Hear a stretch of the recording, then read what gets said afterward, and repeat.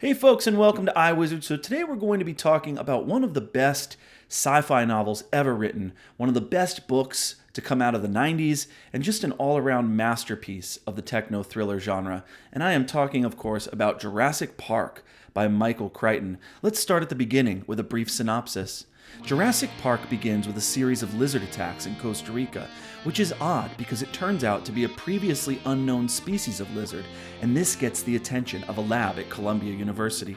The lab technician phones up the world-renowned paleontologist, Dr. Alan Grant, who is shocked because he immediately recognizes that the X-ray of the lizard skeleton is a dinosaur.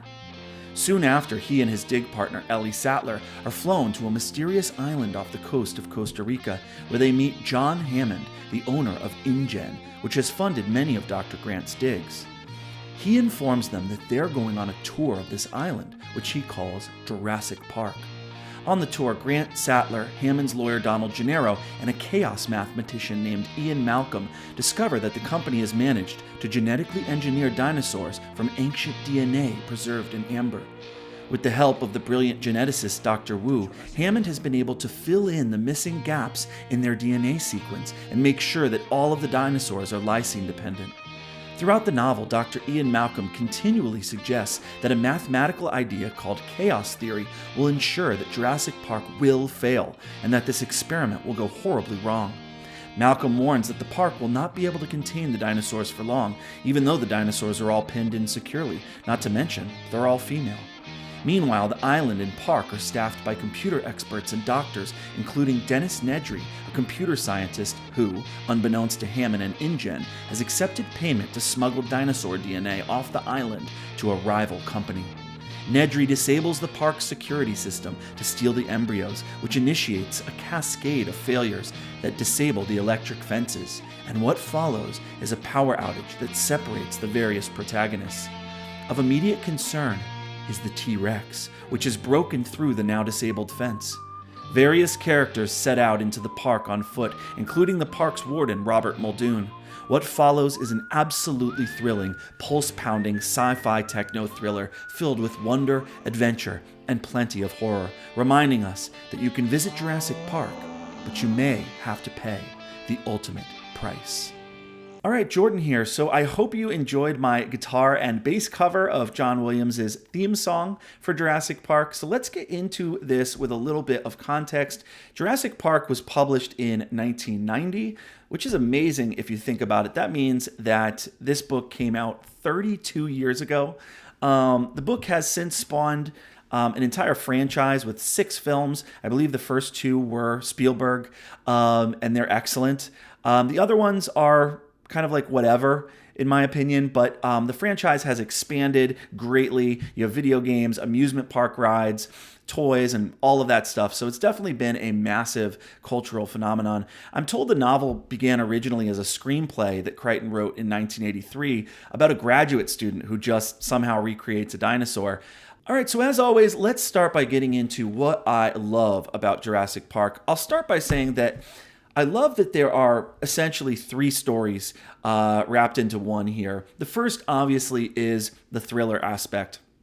Bioengineers and geneticists have figured out how to clone extinct dinosaurs, and they've made a park to keep them in. So there's definitely the suspense of, will the park open as scheduled? Will Hammond succeed? Will Grant and Ellie and Ian and the others, will they sign off on this park, or will they say it's too dangerous? What will Donald Gennaro do?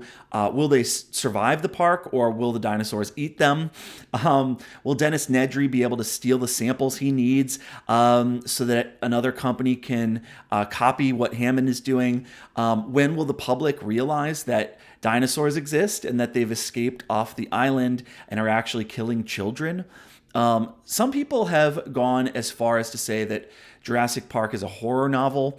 I wouldn't say that this is a horror novel per se. There are some genuinely scary moments in this book that add to that thriller element that I was talking about. You've got dangerous little dinosaurs that eat people, cannibal raptors, T-Rexes chasing children. You've got sabotage and corruption and some pretty scary just kind of nature stuff. And so I just love that, yes, this is a kind of science-y techno thriller where it explains all of this interesting stuff about biology and paleontology and DNA and things like that. But it's also got kind of a pulse-pounding, creepy side to it as well that makes the book really exciting and keeps you on the edge of your seat.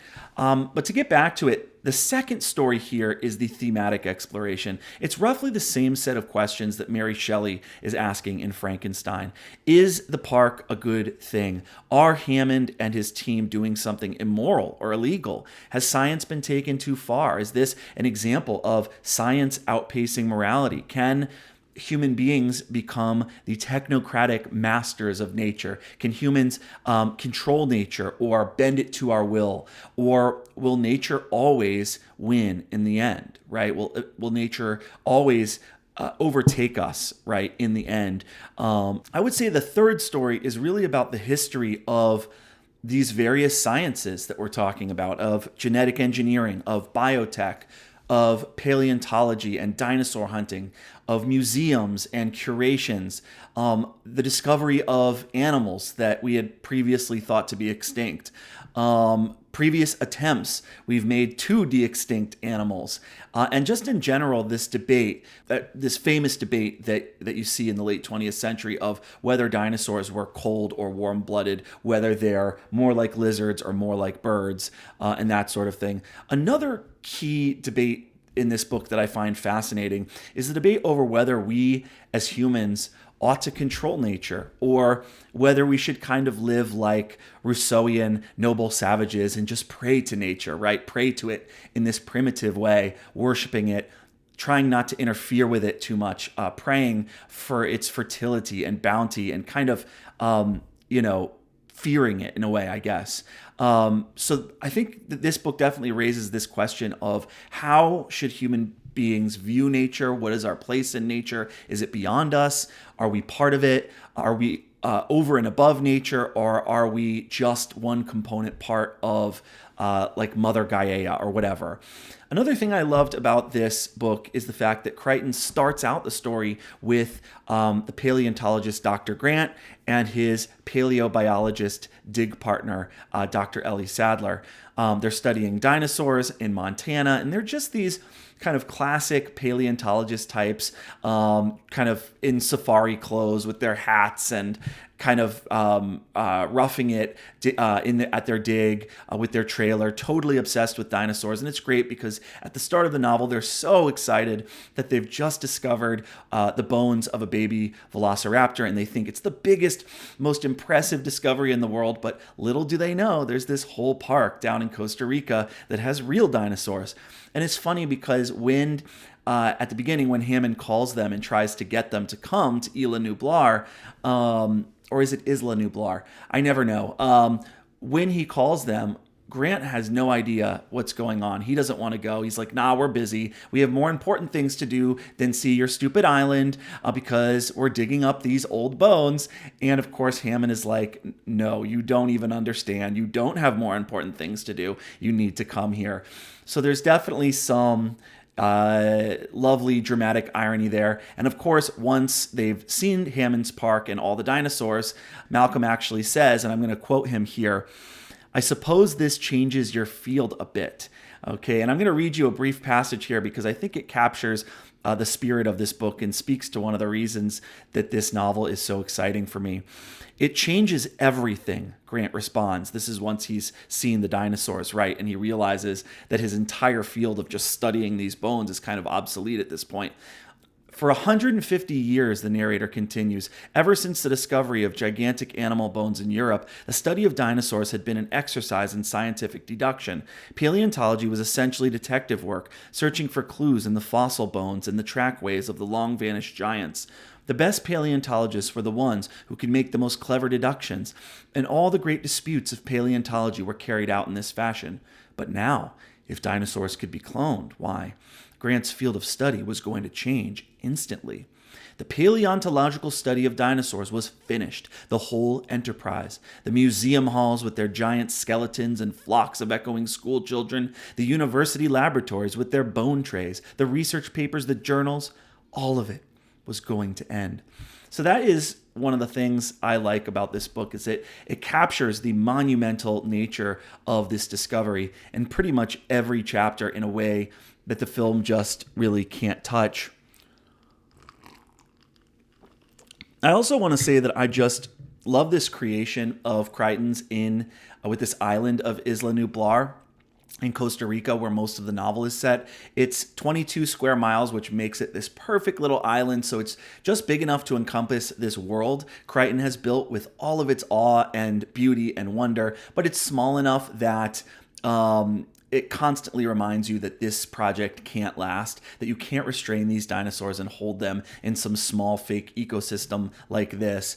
The island has this natural accumulation of fog so that you can't see it, and satellites can't pick it up and radars can't pick it up, and you can't pick it up if you're flying over the island. You can see that there's an island, but you don't really know what's going on. And I love that the park is set up like a tourist attraction with all these exhibits. And as a dinosaur nerd myself, I love dinosaurs. I love talking about dinosaurs. I'm kind of a dinosaur nerd a little bit.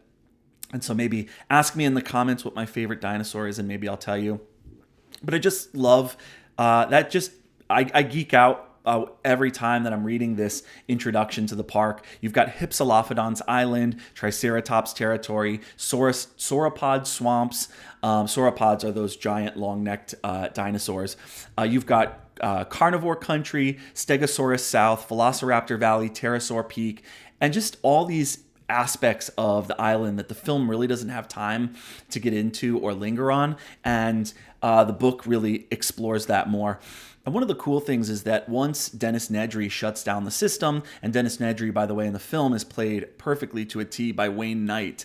Once everything implodes and Alan Grant and the kids are off on the run and the fences are down, Ellie Sadler says something like, well, at least the kids are with a dinosaur expert, right? And it presents this really fascinating question, which is, now that dinosaurs are real, is Dr. Grant still a dinosaur expert, right? All of his knowledge and expertise about dinosaurs that he spent his entire life collecting comes from studying their ancient bones, right? He is not an expert in dinosaur behavior or mating or predator-prey interactions. Paleontology is about making deductions on the basis of fossil and geochemical evidence. And then, of course, there's the question of, well, are these even really dinosaurs to begin with, or are they changed too much? So there's this Ship of Theseus question that runs throughout the book. And it's this question of, are these dinosaurs in Jurassic Park actually dinosaurs, or have they been genetically altered too much? Have they been messed with by Wu to the point that they're no longer what they once were? Another thing that I'll mention here is that Crichton gets a lot of flack for creating thin, uninspired characters. And that's kind of true in the sense that these characters aren't very interior, I guess. But again, look, this is sci-fi, techno-thriller. You're not reading a John Updike novel. You're reading a book in which the story, the themes, and the suspense and tension and the whole unraveling of this mystery is going to take center stage. It's not really about Ian Malcolm or John Hammond or Sadler or Grant. I think they're fine characters, and Spielberg really brings them to life in the movie, but it's really about the plot and the dinosaurs and the island and the corruption and the behind-the-scenes deals and machinations that are being made and the kind of thriller aspect of it. And just, if you're someone who's watched the films and never given the books a shot, I want to tell you one thing here. When you read the book, one of the great things is that if you love the films, you really get a peek behind the curtain of so many things that are driving Jurassic Park, how it's basically an illicit operation, how this evil law firm and all of these biotech firms are involved. The film really doesn't show you behind the scenes as much with the different firms that have a stake in Hammond's project, the illegal stuff that's going on, the workers who are dying at this park, the fact that lawyers and investors think this eccentric John Hammond guy, this rich billionaire entrepreneur, is going crazy. And so there's that whole concern. This whole kind of element of suspense. Is John Hammond mad? And if he is, what does that mean for the park? At the beginning of this book, unlike the film, we really get a behind the scenes look at sort of the market forces behind these biotech firms, genetic engineering, industrial espionage, and how these scientists and capitalists are interested in de-extincting dinosaurs to make money and kind of drive progress as well. It's very suspicious, for example, in the book, that with Japanese investment money, this firm, InGen, has acquired these supercomputers that Cray XMP supercomputers, right? And they're all being held on this island, and Hammond's been collecting this massive stockpile of amber, and he's making these strange donations to zoos so that he can get their secrets and things like that. We also just get a look at just how the whole operation works and how Hammond and his team have been able to pull this whole thing off. And Crichton really builds that masterfully. So we get much more detail about that. And I'll add, you get to see kind of Hammond's eccentricity in a way that you don't get to see in the film. He really is more of a character in this book than he is in the film. The fact that in real life he has this kind of shady history. He's this eccentric billionaire, who would court investors with these little pygmy elephants, and just how wild his vision is, and the fact that he's kind of always been a showman, right? He's always kind of been this kind of P.T. Barnum figure, but you don't get that as much in the film. You only see him as having always been a billionaire, right, in the film. Okay, so I want to introduce you guys to a new segment that we're going to be doing moving forward here, and I call it The Big Idea. And this is just a chance for us to take these books that we're reading and really dive deep and talk about what the kind of central idea is, what the big idea is in this book that Crichton wants us to chew on, like the kind of thematic message that a novel is conveying, right? What we can learn from this novel, what's the moral message, that sort of thing. So this is a new segment, and I want to talk about this with Jurassic Park. Jurassic Park is often likened to Mary Shelley's Frankenstein, which is definitely an appropriate comparison. You have both the visionary John Hammond and the mad scientist Wu, who doesn't just want to resurrect dinosaurs. He wants to improve upon them. And so with Wu's help, Hammond wants to do what no one has ever done before. He wants to change the world forever. He wants to go down in history. He wants to play God and create life anew. But he ends up creating a monster that ends up plaguing the people he loves. So you can really see this connection to Frankenstein when we get to the moral message at the core of this story, right? That unhindered, unregulated innovation is rife for potential abuse and corruption, and that unless there's some higher authority or moral oversight, the consequences for humanity can be disastrous. And so that's kind of like what a lot of people say the main message of Mary Shelley's Frankenstein is, and I would be lying if I said that that wasn't in here too, because it definitely is. There's a lot of discussion of why is Hammond allowed to do this? Why is he just allowed to go to Costa Rica and just basically play God on his own little private island? And so there's definitely some of that there. This whole idea of Icarus flying too close to the sun and that sort of thing. But I would say that there's an even more central theme that the novel examines, and it's baked into virtually every scene and chapter. And it's this question of central planning, and how central planning, when you get right down to it, is always doomed to fail. Jurassic Park often gets pegged as a critique of insatiate capitalist greed and sort of unregulated profit seeking. And I do think Crichton is touching on some of that for sure. You especially see this with Hammond, who is presented as this, in the film, he's presented as this lovable, eccentric, starry-eyed billionaire who just wants to make children smile. But in the book, he's actually painted as this greedy, reckless, fat cat who doesn't see the dangers of what he's doing. He also, in the novel, firmly states that he doesn't believe in using biotechnology to help humanity, that he never wanted to use his wealth to make medicine, he says, because basically when you make a medicine, it's almost always going to get delayed by the FDA, and then you can't charge what you want for it. And he says also that people just aren't grateful. If you don't do what the government or insurance companies say, you often get your patent denied. So Hammond declares that he doesn't believe in sinking money into these noble causes that aren't profitable. He believes in entertainment. And that's how he wants to leave his mark on the world. So there is some critique of these types of people who want to use their fortunes not for good, but for pure profit. And there's definitely a critique of people like Hammond who evade regulations and flout the rules, right? Hammond sets Jurassic Park up in Costa Rica to avoid regulations, and several workers have died, and he doesn't seem to care. And Crichton definitely explores the corruption of the biomedical establishment and all of the corporate corruption and greed and cronyism that secretly influences our system.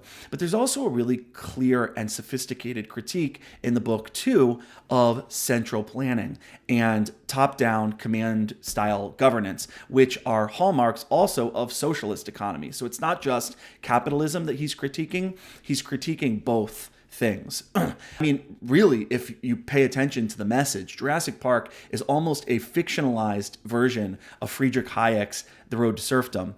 And that is going to be the big idea that I want to talk about. If you look at Hammond's appearance, even in the film with the safari hat and the suit and the cane with the amber at the tip, he's this rich little old man. And I don't think it's an accident that he basically resembles the Monopoly guy. But he actually reminded me much more of the socialist romantics or the communist romantics of the early 20th century. In essence, Hammond believes that he can mold the world according to his will. And it's precisely this utopian vision that blinds him to the reality that nature can't be managed or controlled from on high by some godlike scientist, no matter how advanced the technology becomes. And of course, Ian Malcolm, who is the chaos mathematician, is the one who is constantly reminding him of this. Malcolm keeps reminding Hammond that dinosaur behavior has never actually been observed, which means that the whole thing will be inherently unpredictable. But Hammond will not listen. He's convinced that running the park will be as easy as just running a zoo, and that he can run the entire thing from his control room. And again, I don't think that it's an accident that the island has a tiny control room that the planners of the park barely leave, right? So, and by the way, I did a quick count of the chapters, and I think something like 12 of the chapters, unless I missed one, in Jurassic Park are just titled Control. But Ian Malcolm's point is that control is never that easy. You can never account for all of the variables involved in a system, especially one as complex as this, especially in this park. And Malcolm basically keeps warning Hammond that this whole thing is destined for disorder and entropy and chaos. And this is a point that Ludwig von Mises and Friedrich Hayek, both Austrian economists, make over and over again about central planning, right? You may have learned about central planning and how it failed in the Soviet Union, and how it failed in Maoist China, and how it failed in Venezuela and Romania and East Germany, and pretty much everywhere you can think of that it's been tried. It's this idea that central economic planning never works because of the impossible informational requirements. No Politburo or committee or party apparatchiks have enough knowledge or information to run an economy in a top-down fashion from some control room, right? And that's essentially how the Soviets, for example, tried to govern, right? As they tried to set prices in a top-down fashion and run the economy in a top-down fashion and tell businesses how they were supposed to work. Mises actually wrote about this. Ludwig von Mises wrote about this in an essay that he penned in the 1920s. He wrote that even the most diligent central planners would not be able to develop anything like an ordered society. He says, I'm going to read you a quote here. Every step that takes us away from private ownership of the means of production, he writes, also takes us away from rational economics. In other words, a society that abolishes private property. Private property, by the way, is the idea that if you own a plot of land, you get to decide what to do with that land. And if you decide to exert your labor to grow potatoes on that land, you get to decide what to do with those potatoes, right? Are you going to sell them? How much are you going to sell them for? Ultimately, it's your choice, right? You put the work in, you understand the opportunity cost, you bought the farming equipment and know how much time it took, so you know what the inputs were. And so you come up with a price, right? Anyways, long rant here. What is the point of my saying all of this? The point is that this book is about central planning, and the point is that central planning is a totally different way of handling all of these different questions that I just brought up. With central planning, ordinary people aren't given the freedom to make these decisions for themselves or their families. You have a committee typically, or some kind of Politburo making the decisions in a top-down fashion. And so this committee is doing all of this without the necessary informational inputs. And so what you have in, say, the Soviet Union is a small group of central planners who say, it is unfair that the people pay 30 rubles to purchase potato. We will make potato 10 rubles. Only fair price allowed in Soviet Union. That's a horrible Russian accent. But the problem with this is that is how you get famine, because of course farmers can no longer produce potatoes if they're only getting paid 10 rubles per potato, because it costs more than that to produce them, right? And so they can't keep their farm running and they can't grow more potatoes. So central planning abolishes the means for economic calculation. A control room charged with directing the entire economy lacks any non-arbitrary way to decide what to produce, who is going to produce it, who's going to consume it, and of course to set prices. What you have with central planning is essentially then a computational problem.